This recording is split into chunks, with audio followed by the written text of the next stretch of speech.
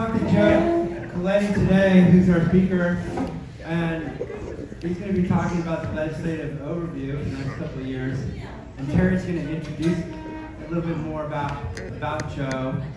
And before I even had a chance to talk much with Joe, I said, "Can you come back in 2 years?" So I'm pretty optimistic about the Basquiat Society. And one of my best buddies is the Basquiat Society, is the guy that I first talked to. It was supposed to be a 20-minute conversation, turned out to be like a 3-hour, basically, strategizing session. That was Richard Saltzman. Hi, Richard. And I wanted to wish Rich, Professor Saltzman, a happy birthday.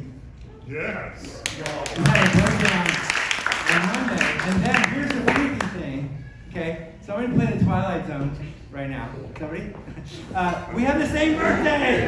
So it's like, sometimes you feel like you're disturbed with somebody and you're like, that's right. So anyway, right, we have some awesome speakers coming up, but I'm going to let Terry jump in and introduce Joe, and then we'll take just a few minutes after Joe's talks and give you a little bit of a preview of what's to come.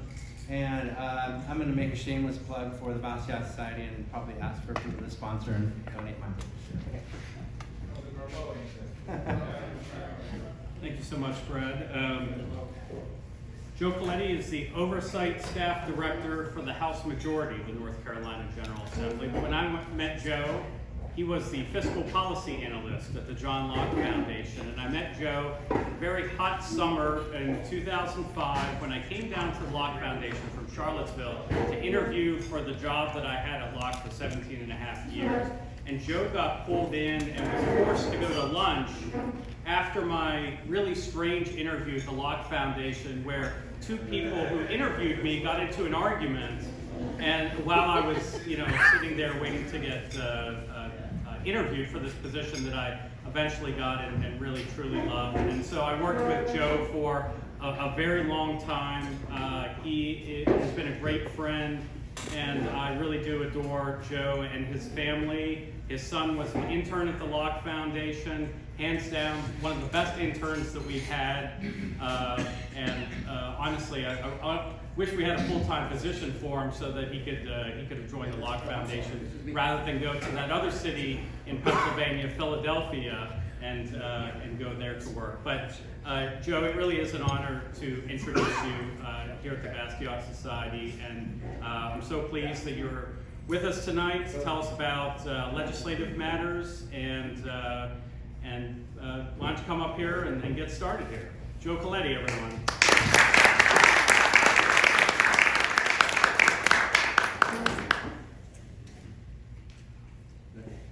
I was standing off to the side because Terry's Terry, for those of you who don't know. So was waiting for a couple other digs, a couple other jokes, so appreciate you taking the time to introduce me, and thank you all for having me speak.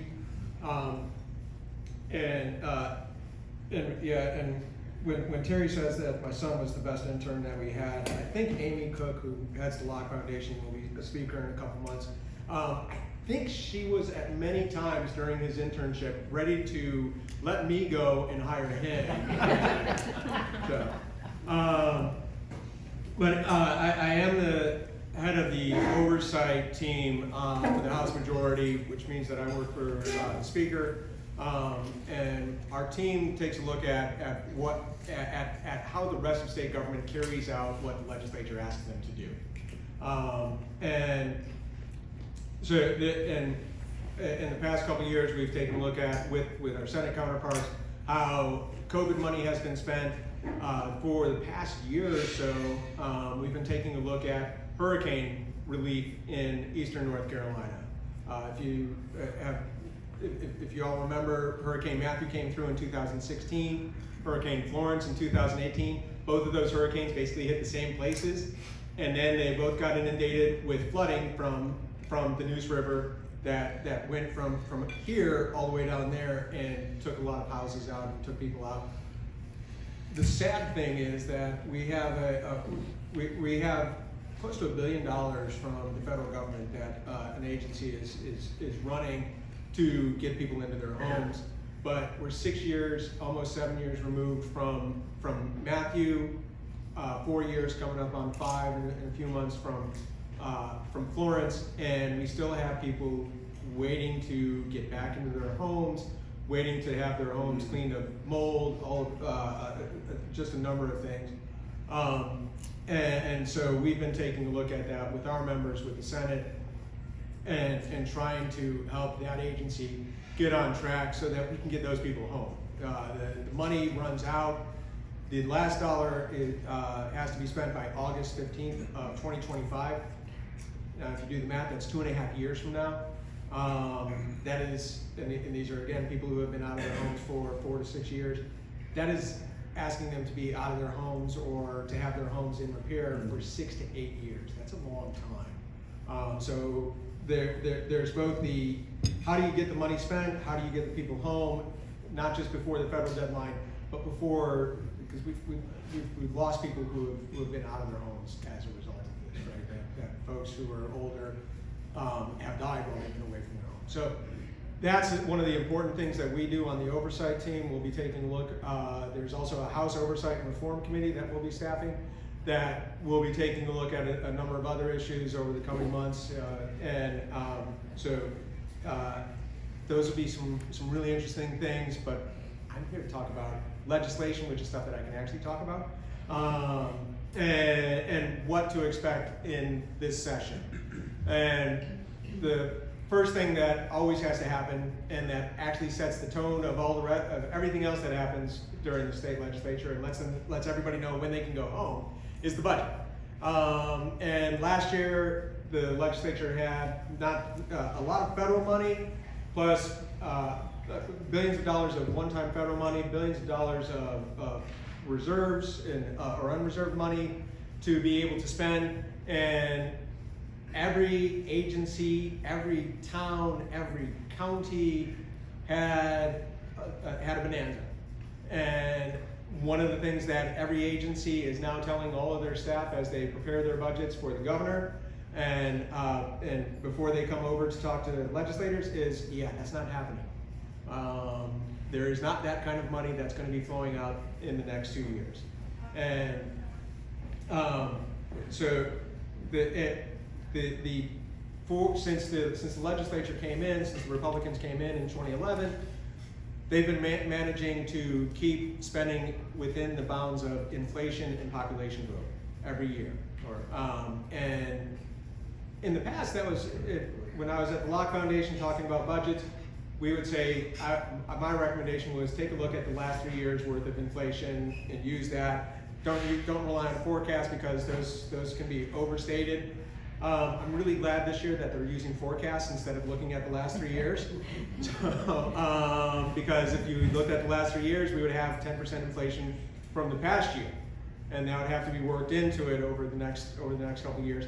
Instead, inflation over the next year is not looking as bad as what it has been, and so spending, I think we're about 4%, 3 to 4% is what inflation is expected at, which means that spending will be capped at about 4 to 5% growth, which is when you have all of the things that people are asking for, that doesn't go very far. So that's part of what the recommendation is to the agencies. Don't ask for too much because you're not going to get it. And they're also trying, the legislature is, the budget starts every session, it switches. So last session it started on the Senate side, this session it starts on the House side, and our members really want to get out of here, and they have a functioning supermajority on the House side and a full supermajority on the Senate side. Supermajority means that if the governor vetoes something, which he has had a propensity to do, the legislature can override it and enact the law without his signature. So with the Senate having that supermajority and without having to worry about bringing Democrats in, and with the House having some Democrats that folks feel are pretty solid to be able to vote on issues, 2 years ago had the longest long session ever. They started in January and finished up, I think, in February of the following year. It was a long time. So last year, everybody wanted to get out. This year, everybody still wants to get out. And so their goal and what they think is actually realistic is to be done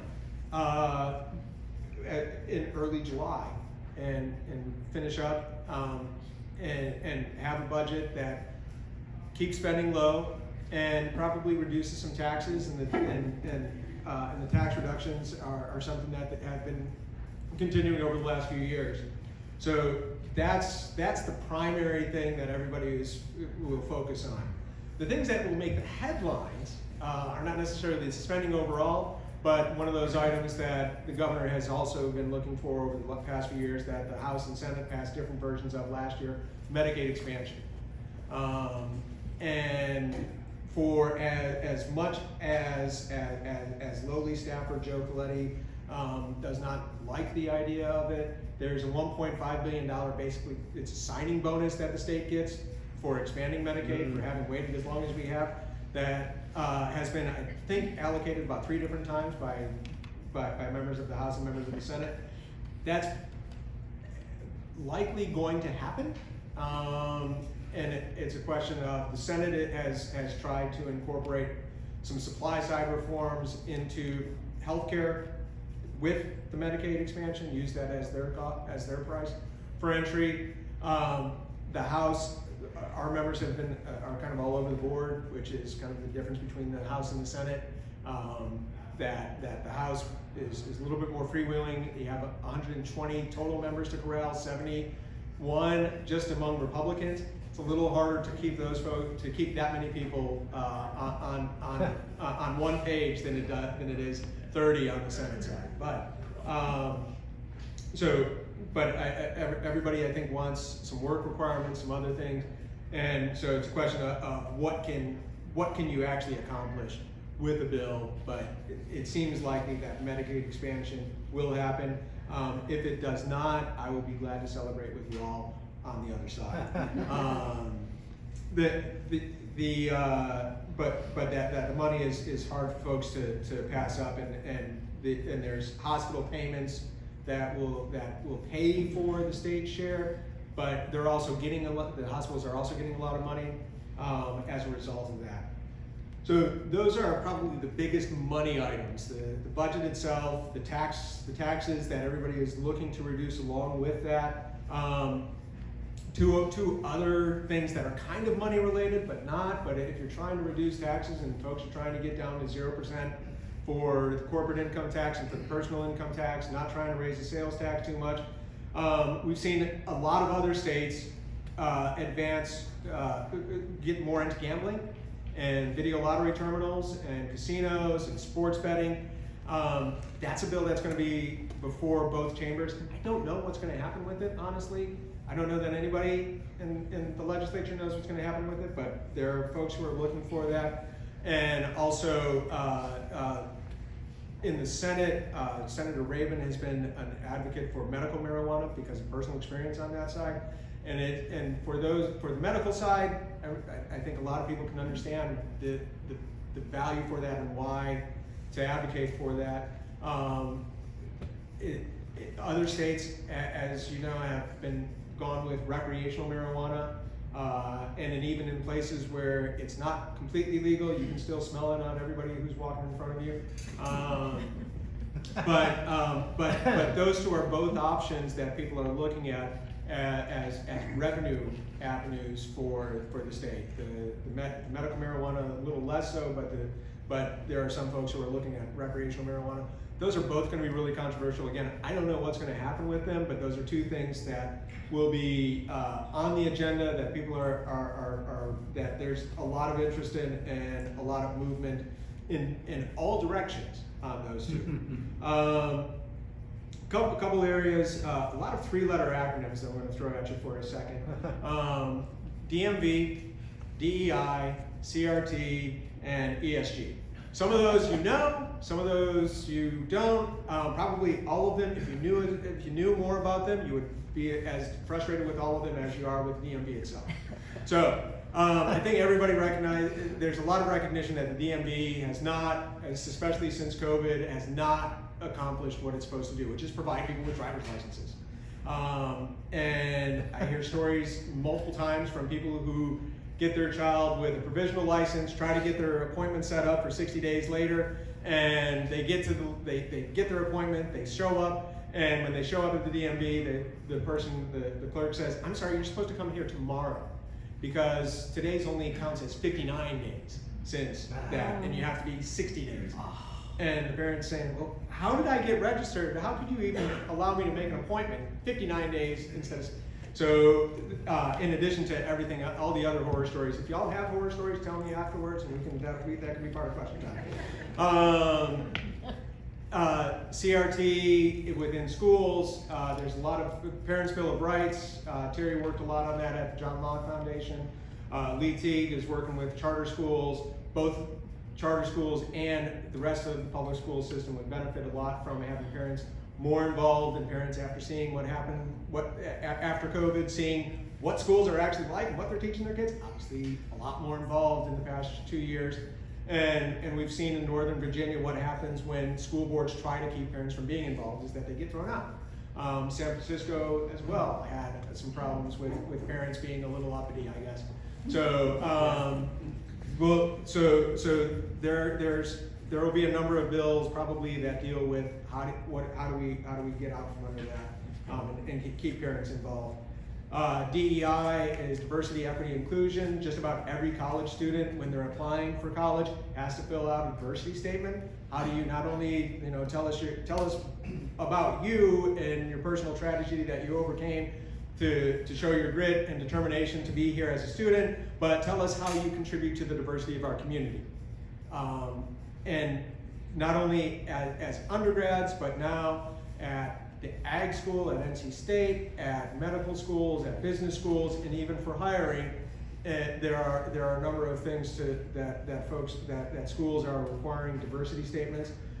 Jenna Robinson at the Martin Center is involved in making sure that is telling the story of what the trustees and the board of governors are doing to allow free speech and allow diversity of opinion among faculty and among staff, and so grateful for that. But there may be some more legislation that deals with hiring in state government on and diversity, those diversity requirements, and the diversity training that goes with that. That also, both of those things happen kind of under the radar. Nobody pays attention to them. And if you start looking for titles that have equity in them, so for those of you who do lobby your legislators, if you're looking for titles that have equity or have diversity or have inclusion in them, you'll find that they apply to jobs that you're like, well, that's kind of an important job. And then you'll also find jobs that they don't apply to that you start wondering, why is that person doing that? And so sometimes the training is the place where that happens. So that's one of the 3-letter adjectives that's also going to be that folks are also taking a look at. And ESG is environmental, social, and governmental, and that stands for governance, or environmental, social, and governance. Those are guidelines that companies are using for investments, and I don't think Treasurer Falwell is taking them up on any of their ideas about where he should invest the state pension, but there are BlackRock and other groups are trying to influence how companies run, and that has a huge impact on the state's largest industry, which is agriculture, right? How can farmers farm and do so in a way that actually provides food to the rest of us? Yeah. And so while they're trying to deal with these investors coming in and making these demands.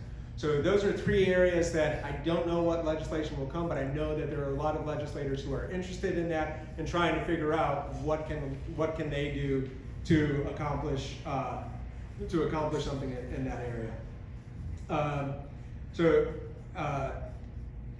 Also sticking with the 3-letter acronyms, ICE, is one immigration and customs. Last year, a bill that got vetoed was for sheriffs to cooperate with ICE, like the Parents' Bill of Rights and other things that got vetoed last year. This is one that got introduced, has already been on the floor.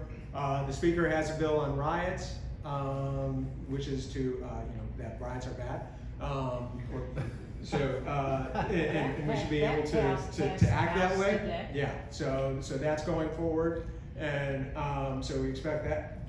We'll see what happens on the Senate side, but at least that's one of those that's already had movement. And the ICE one is making progress. Parents' Bill of Rights has started on the Senate side. A couple of constitutional amendments. I'm sorry, I'm running through all of these, but there's a lot that happens, and I want to hit the highest points. Now I'm going through some other things, and then if you have other questions on specific things in addition to these, I figure I'm throwing fodder at you. You can come back with questions if you want more information on anything. A couple constitutional amendments to bring to your attention. One is that you may have already seen from the Senate, from Pro Tem Berger, is to remove the literacy test from the state constitution. One of those hideous anachronisms from 1900 when we had Jim Crow laws and folks were trying to prevent, when people were actually trying to keep people from voting. Yeah, this is one of those. Yeah. And so Senator Berger has introduced an amendment to remove that. A few years ago it was on the ballot. Unfortunately, it failed at that time to amend the Constitution to remove that. So hopefully it gets through and gets approved. Another amendment that has already started moving is to make the State Board of Education elected and make the state superintendent the head of that. Right. For longer than Terry and I have known each other, that's been a point of contention among folks. There were lawsuits. Jeanette Doran back there was involved in one of those about how do you, who actually runs the schools? Does the state board run the schools who are appointed by the governor? Does the superintendent who was elected by us? And how do you sort this out? So that's an amendment that folks are trying to get forward, and we'll see what comes. We'll see what comes of that. Now, I've already mentioned two of the most controversial areas where who knows what happens. And this is an economic group, not a social issue group, but I feel like I have to bring up abortion since Roe v. Wade was overturned last year, and it's back to the states to be able to decide what policy is. And basically, I'm just mentioning it because I don't know. There's a diversity of opinion among members, I'm pretty sure, about we currently have a 20-week ban. It's banned after 20 weeks. We've had heartbeat bills, which brings you up to about 6 weeks. And, I think Senator Berger has said on the record that he's looking for a 12-week. So I don't know where that ends up, but that's one of those issues that's also going to be very visible, and it's going to get a lot of headlines, and there's going to be a lot of argument about it, but and it may not end up anywhere in terms of any legislation passing, but it's going to take up a lot of space, and it probably goes back to that folks want to get out of here, and they want to get that budget passed, so that if this is a controversial thing that there's a lot of disagreement on, they don't have to deal with it. They can, the status quo can probably stick. So all of that is the Joe Coletti take on things. I probably should have said at the start of that anything that I say tonight is completely my own speculation. It is not anything from the speaker, from anybody that I work with. This is, and any opinion that I give during questions is also mine. And so don't yell at anybody, like don't go back and write your legislator, don't write the speaker and say, you know what Joe said? Because Brad's apparently going to make this video available, and the speaker will find out anyway. So that is, I think, everything that I wanted to make sure that I hit with y'all. Redistricting and voter ID. Those are things that are in the courts, but they'll likely have to come back after they finish up the session and deal with those things, because the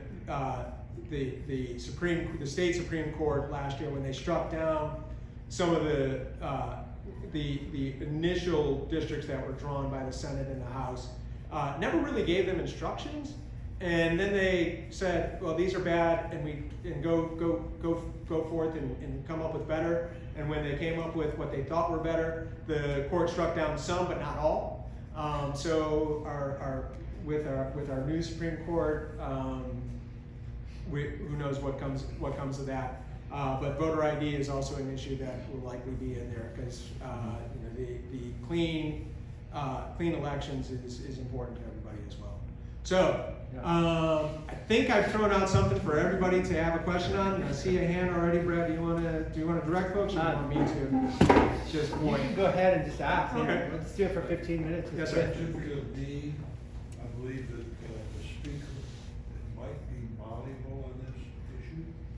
And what do you personally see if there's a compromise? A certificate of need is the, just to explain for those who aren't familiar with the term, is if you're doing if you're in the medical field and you're trying to invest in capital, whether that's beds or even an MRI machine, you have to get permission pretty much from everybody who already exists with it, who already has one of those, to be able to purchase your own.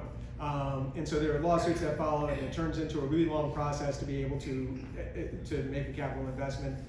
And the Senate, that was one of the supply reforms that they had with their Medicaid reform bill last year, or with their Medicaid expansion bill. And the speaker is malleable on that. I haven't talked to him about it, so I don't know what ends up coming out of that. So I'll be as surprised as you are when something actually happens. So that yeah, I don't know. But it's a very good question, and personally, I don't know if I ever wrote specifically on it when I was at the Law Foundation, but I helped others write about it and complained about it often. So wish we could have actual competition within healthcare. So Jenna and then Lee. Yeah, can you just remind us all about some of the rules? Like, when is the crossover deadline? Are there limits to the number of bills a House member can file? How many votes they need for an amendment to get on the ballot? Right. You know, all of that process stuff that is boring but matters a lot. Yeah. So I'll start with the amendment and work my way back to crossover, because that will also then entail some explanation. So you need a 2/3 vote in each chamber for an amendment to get on the ballot. So Just follow up. How close do they think they are for those amendments? I haven't talked to the whips to know on those, but I would guess the first one definitely the literacy one. Yeah, the literacy test. The state board one, that I think we could probably get to 2/3 because it takes power away from the governor. But we have a couple other bills. One that got vetoed last year, which deals with the governor's power to appoint people. And that is a nonpartisan, just executive versus legislative. For those of you who don't remember, there was a lawsuit called McCrory v. Berger, because our Republican governor Pat McCrory, who I worked for at one time, was in a lawsuit with the legislature over who gets to do what.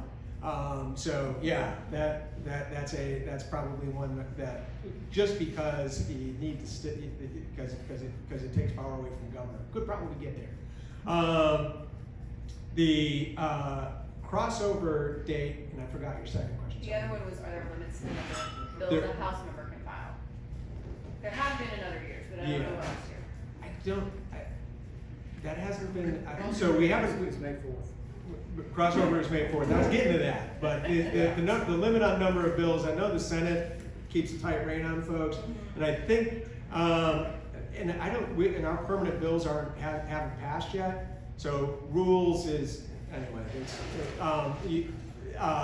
Rules is a bill that they vote on in each chamber. Each chamber sets its own rules about how they operate, and so I can't remember if there is a limit this year.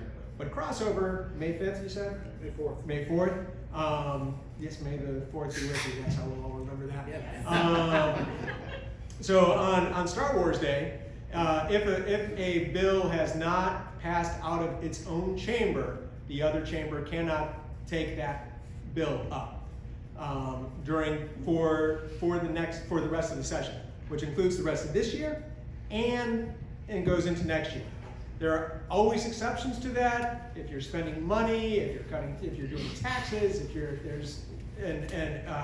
so there's always some options to be able to get something through, because as I think it was Alma Adams years ago said, the legislature is a magical place.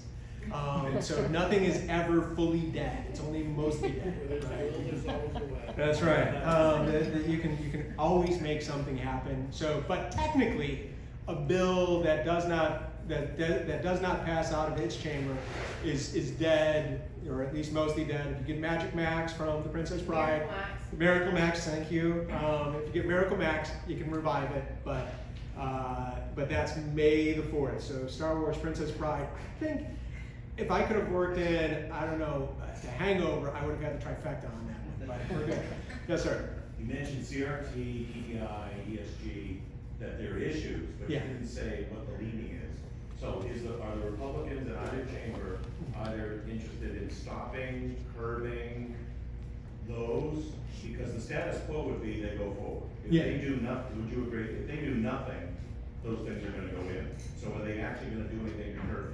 Well, those things are already happening. So so, and I thought I said a lot of words, so I probably said these are bad things, like just as bad as the DMV. So yeah, I think the inclination, if any bills come out, they will be to curtail and limit the ability of to curtail and limit the ability of schools to use CRT in lower grades, especially to have enforced DEI requirements, and to limit the training that happens within state government, and to protect businesses from the ESG requirements. So if anything comes of those, then that's probably that's the direction that it would go. I mean, DEI especially, if anyone knows the history of authoritarian and totalitarian governments, these are loyalty oaths. And loyalty oaths are just un-American. The idea that to get a job, to teach, or that you have to say, I endorse your crazy, is crazy. Yeah. And so I hope someone in the legislature realizes that. Yeah, and that's why I mentioned the UNC system has already taken steps to improve freedom of speech, that's the hardest place to do that. Texas Tech University, I don't know if y'all saw, there was an op-ed yesterday, from somebody saying, I did a records request and I found out that they were trying to fill biology jobs, a number of the biology jobs, and they were requiring and taking a look at what the search committee comments were on these and saying, we can't hire this person because they're this and they're that, or they have this idea. Yesterday then, Texas Tech said, yeah, we're done with those, we're done. We can't do those anymore. So it's kind of just shining light sometimes will accomplish as much. I can answer the DEI question about what the UNC system is doing. So the UNC Board of Governors, their governance committee has already adopted a resolution to prohibit compelled speech, including any kind of loyalty oaths. This would include DEI statements. That, like I said, passed through the governance committee at the last meeting, and everything I've heard from everyone at UNC is that they have the votes for it to pass the full Board of Governors at their next meeting, which is on February 23rd. And so we can expect UNC to be done with it. And I have heard from legislators that they are very interested in doing this issue, and having the same kind of prohibitions in other parts of government. Yeah, That could be easily reversed. Yeah, the legislation though, is just like, what does it actually look like is probably the hard thing. Yeah, Eric here, and then Lee. Oh, sorry, Lee, I had you next. And so Lee, then, yeah, go Sorry ahead. about that. My question is, based on what you know about the Leander decision and where it's going in the courts, how do you expect that to affect the education budget for the coming session? So the Leandro decision, for those of you who may not have heard of that one, which is probably a much smaller group of folks and haven't heard of some of the other things that we talked about. Leandro is 27-year-old decision that says that the state has to fund education equitably. And years blend together, especially through the pandemic, but the courts decided that there is a constitutional right that is enforceable through the budget, and that judges can tell the legislature how much needs to be spent on education. Yes, and it is no. The legislators in both chambers have wisely and reasonably decided that doesn't need that's not, yeah. In the past, they basically ignored it, and I don't anticipate any reason for them to start acting in that way, because the Constitution says that the legislature decides how to spend money. Yeah. And that's This past session, they basically picked the parts that they liked, Yeah. and then funded those. Do you anticipate anything more coming from it, or just? honestly, whatever makes sense to spend money on, Yeah. they will spend money on, and whatever doesn't, they won't, and they will make that decision as appropriate. And so, if there are other parts of it that make sense, then they might take those up. If there are other parts that if they need to put more money into the things that they've spent money on, they'll do that. But I don't anticipate it. I mean, yeah, no full scale. Yes, we'll just adopt that. But you know, I just saw that Pennsylvania's courts yesterday had a 786-page opinion on why Pennsylvania schools are not equitably funded. My spy up in Philadelphia told me that. And Pennsylvania funds schools completely different than North Carolina does. We have more equitable funding than just about any other state because it is state funded. We do not rely on property taxes. We rely on the general fund of the legislature to pay for schools.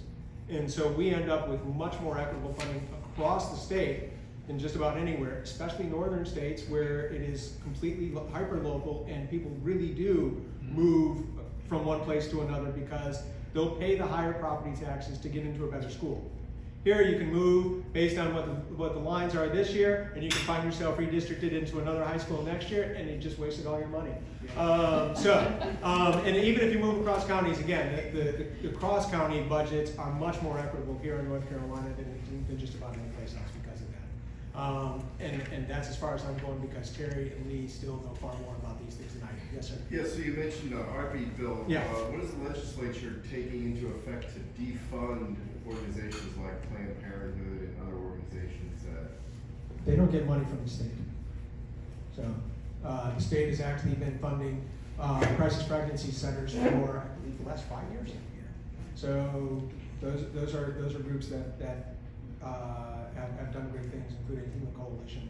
How about anything to keep them from getting federal funding? Yeah, we can't prohibit the federal government from doing anything. They can't prohibit themselves from doing anything. Yes, sir. So, the Parents' Bill of Rights, Yeah. sounds potentially encouraging, but the question I have is school choice. Is there any energy? What's the temperature about school choice? Everybody loves school choice. I think there are some ideas around about how to expand school choice, even within public schools. So I'm talking voucher, you know. yeah. But expanding school choice within district schools and across districts is another step to help everybody out on that side. Because if you're in a border territory, if you're on the border of Chatham County and Wake County, maybe you can get your child. Maybe you prefer your child to go to Greenlawn. If you're on the border of Orange County, right? So allow people to be able to go even across school districts. Other states allow that. not just within the school district. We already have magnet schools. We have schools of choice within district. We have charter schools where you can go for free and the money follows your child there. We have some opportunity scholarships that allow parents to send their child where they want with a little bit of money to go towards that. All the different avenues to expand school choice, because I think the general gist is that most people want the money to follow the child, to fund the student, not the system. I've heard that phrase someplace, and that's the direction that folks want to go. And it's just a question of how quickly can we get there, and what are the steps to do that. And because it is not against public schools, it is not against right. It is, we want to make every school that exists good, and we want to provide every child that is getting an education to get an education, regardless of how their parent chooses to provide that education. That's right, straightforward. Yes, sir. Staying on education, I guess, the bill about getting the department people elected instead of appointed. I'm wondering if the legislature has anything in its funding powers to control the size of the educational establishment, never mind the people on top. It's as a former school teacher, it seems like a place where costs could be and positions could be cut. Is there any energy for that kind of thing in the legislature? There's always energy to find to put the money to the student and to the classroom as opposed to administrators. The question is always, what's the best way to be able to accomplish that, and how do you reform things? There's within state government, there's a 20% vacancy rate right now, which I don't know what that will mean in terms of what kind of reforms can agencies take on their own, or with the encouragement of the legislature, to say, how many of these positions do you need to bring back? Do you actually need to fill? What are ways that you can change your process or your procedures or your policies so that you can operate with less? Because we have part of the reduction in staff right now at the state level, and at those vacancies, are people who have retired, just natural attrition. And folks who look at state governments have been talking for years about this silver tsunami, that we have an older workforce in the state government. Those folks who, as they hit 20, 30 years of service, are more likely to be happy to leave, and we have smaller cohorts of people coming behind. And so filling those positions is going to be even more difficult over time, and so there's going to be a natural restriction of government size and rethinking about how government operates, just because of that natural attrition. So some of these things, regardless of whether anybody wants a big government or a small government, the physical size of staff is going to be small. On abortion, you mentioned 12 weeks, 20 weeks. If nothing is done, what's the default position? 20 weeks. 20 weeks is the current law. So if nothing changed, That's North right. Carolina would have 20. Yeah. So. Quick follow-up. You mentioned a bill about rioting. Yeah. You left the House and was at the Senate. Yeah. I lost track of the different versions while the bill was going through the House. I was wondering if some of the excesses were curtailed in there, like if someone broke a window a mile away from your child could get swept up in a dragnet. I honestly have, right, I work at the legislature, so that means I don't know what happens at the legislature sometimes. And today is one of those days. So I can't answer that one, but you can check online and see what the current version is. Pet issue of mine, Joe. Civil asset forfeiture.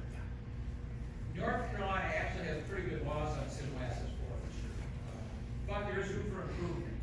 Has anyone been talking about making the laws a little bit less frightful for people who get their property seized and have a difficult time ever getting it back, even perfectly innocent.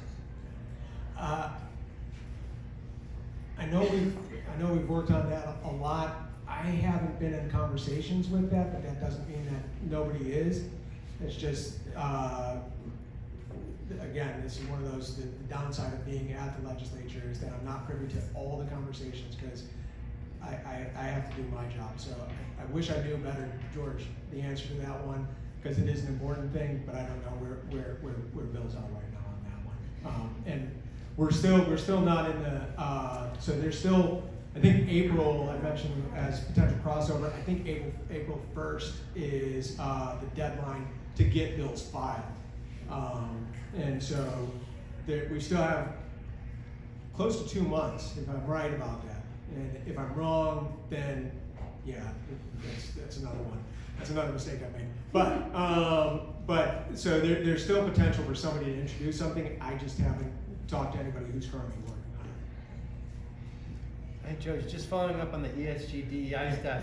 Have you guys talked at all, and I know Richard's keen on this, on stakeholder capitalism versus shareholder capitalism? Or the quote stakeholder thing, right?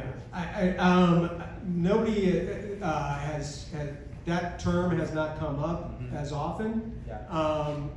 To the extent that it falls under the governance part of ESG, then I think folks will take that up. Okay. Yeah, in terms of stakeholder itself, we're stuck with stakeholder processes in like energy and places like that. Yeah. It's again same general sentiment, just in terms of what can you legislate on those things. Sometimes that's not a legislatable issue. It's a bad idea. I mean, I guess I figured that because the legislature sets the rules on shareholders or the rules on corporate owners or stuff like that, that it would probably have some ability, but then you start getting into constitutional issues and this kind of stuff. But it's a little dicey. The what counts as right. We already have the law on corporations, and you have to register through the Secretary of State. We don't have B Corps, which is one of those examples of stakeholder being enacted in law that we used to have, and so probably the sentiment is there's more sentiment for shareholder, but in terms of what do you actually legislate on that. Okay. Right.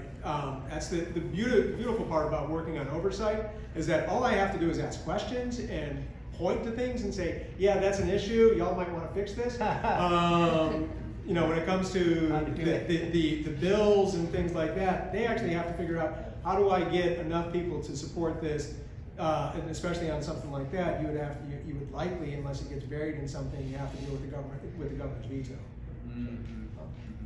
Joe, you spoke earlier about the cannabis legislation that's under debate, and you said specifically you're looking at it as a revenue stream.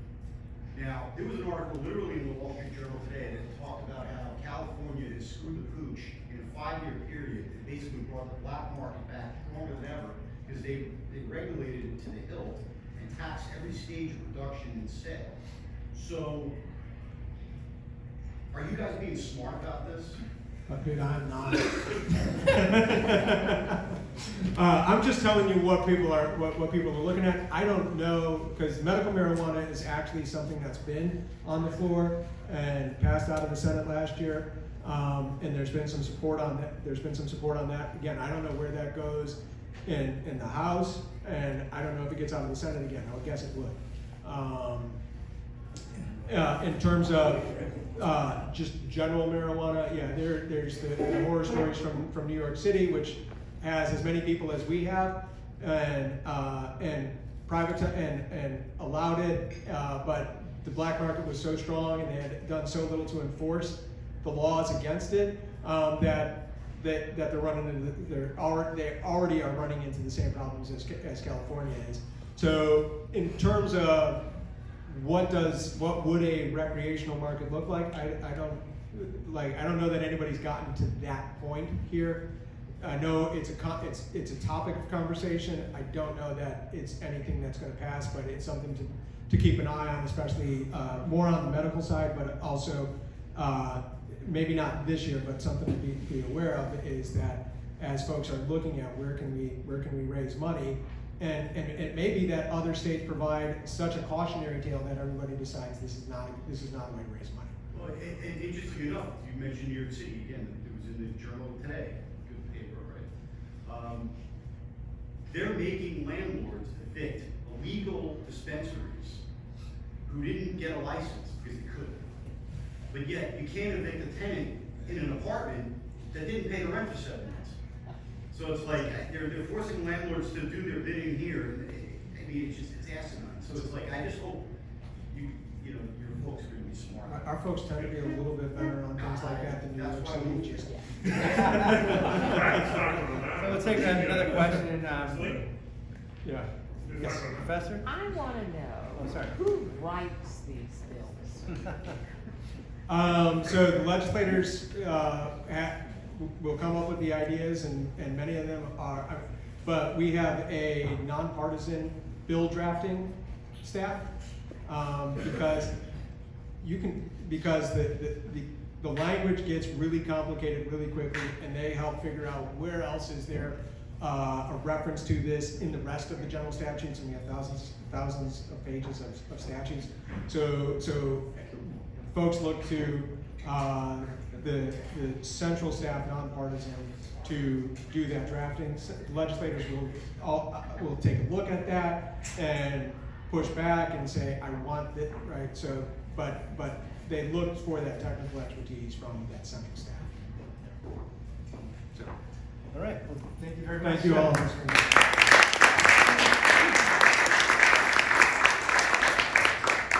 So next month, we're going to have our very own George Leaf. And I'd like to have George come up and tell us a little bit about makers versus takers, which is really, I think, a theme that runs over the last however many decades, right?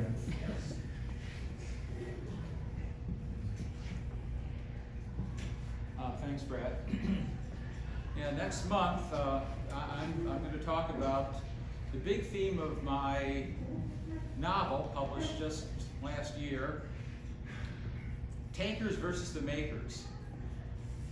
I got to thinking about this problem back in the summer of 2020, when all the left-wing chattering class was talking about what they were going to do to the country once they got complete control, and Biden was president, and they had the Senate and the House. And it was very frightening stuff, and frightening enough that I started thinking about a bucket list item of mine, writing a novel.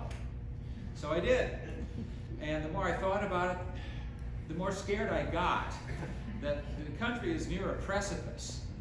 The takers, the people who want your freedom restricted, people who want your money, your wealth, so they can use it for their purposes, these people are darn close to winning. They want to subjugate all the rest of us to their desires. The takers aren't content any longer just with skimming off some of the wealth that's produced by a free market system. They want to kill the free market system. Very scary. So I'm going to talk about how we got to where we are over the last 125 years or so, and what are the prospects for fending off the attack of the takers. It's the correlation of forces. What can we all do to try to stave off defeat? So that'll be my talk, and I hope to see all of you and many more people next month. That kind of raises a great transition to something that we talked about at the steering committee, which consists of myself and Jenna and Terry and Ted Hicks, Professor Saltzman and Professor Munger, and Hannah was there too. We were talking about how this Basketball Society grew up here, and how we want to keep it going, and how we're gonna expand membership. But we can't talk about all that right now, but it's something that we definitely want to put out there. And I want to entertain for people to please feel free to write me, and we view it as a networking association, and for people to get together and form side groups or have interest or bring speaker ideas or whatever you have, whatever. And we're looking at possibly doing another independent website, so that we can link it to the current AIER, and so that we can be a real forum for discussion and a place for people, free market, entrepreneurial, pro-capitalist kind of folks to come and be a refuge, basically, and which is a little bit what George is talking about. And you know, it takes money, it takes resources.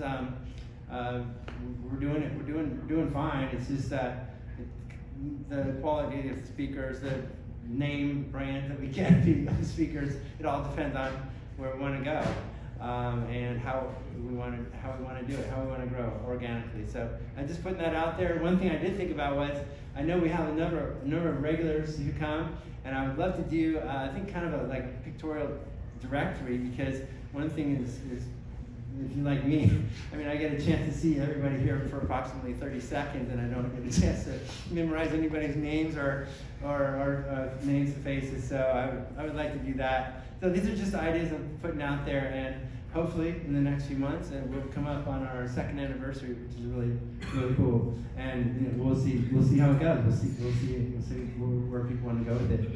But with that, I would thank you very much for coming, and look forward to seeing you in March. And I talked to Professor Saltzman over there, my good buddy, and we talked about, hey, what are we going to talk about in April? Professor, what do you want to talk about? The national debt. Is it dangerous? Is there some kind of tipping point? How much debt can the government incur without defaulting? Well, that and the earthquake in Turkey ought to really boost everybody. Okay, thank you very much. Have a good night.